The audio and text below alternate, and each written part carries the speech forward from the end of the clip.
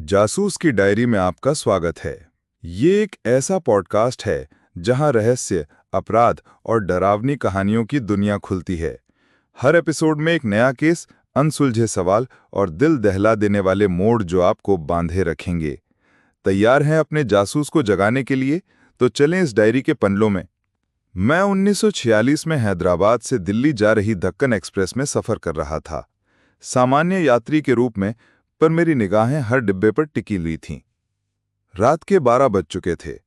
Train की धीमी गड़गड़ाहट और डिब्बों में हल्की रोशनी के बीच मैंने महसूस किया कि कुछ गड़बड़ है। तभी एक जोरदार चीख गूंजी। मैं दौड़ा और देखा कि गार्ड का शब्द जमीन पर पड़ा था। उसकी तिजोरी सोने की ईंटों से खाली थी। मैंने अपने भीतर कहा, कोई हमारे बीच में है और ये डकैती पहले से योजना बनाकर की गई थी।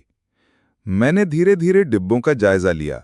मेरे सामने थे मेजर विलियम्स, जो बड़बड़ा रहे थे, रईस अहमद, जिसकी आंखों में लालच साफ झलक रहा था, और एक रहस्यमयी औरत सफेद साड़ी में। मैंने हर चेहरे को गौर से देखा। शक हमेशा की तरह सबसे अनदेखे यात्री पर था।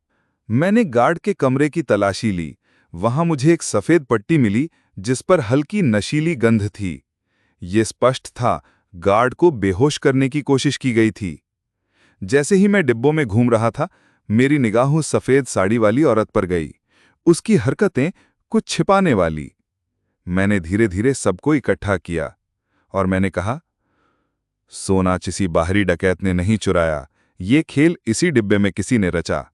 सभी ने मेरी तरफ देखा। मैंने उस औरत की ओर इशारा किया। वो हंसी और बोली, अफसर, बहुत देर कर दी। सोना पहले ही बाहर फेंका जा चुका है। मैंने शांत लहजे में कहा, गलत। मैंने तुम्हारे हर कदम का इंतजाम किया था। तुम्हारे साथी अब पकड़ लिए गए हैं। उसका चेहरा पीला पड़ गया। मैंने महसूस किया, ये कोई आम डकैत नहीं, ये एक मास्टरमाइंड है, और वो हमारे बीच बैठी है। सुबह की पहली किरणें ट्रेन की खिड़कियों से अंदर आ रही थीं। ट्रेन धीरे धीरे दिल्ली के नजदीक पहुंच रही थी। यात्री अब चैन की सांस ले रहे थे।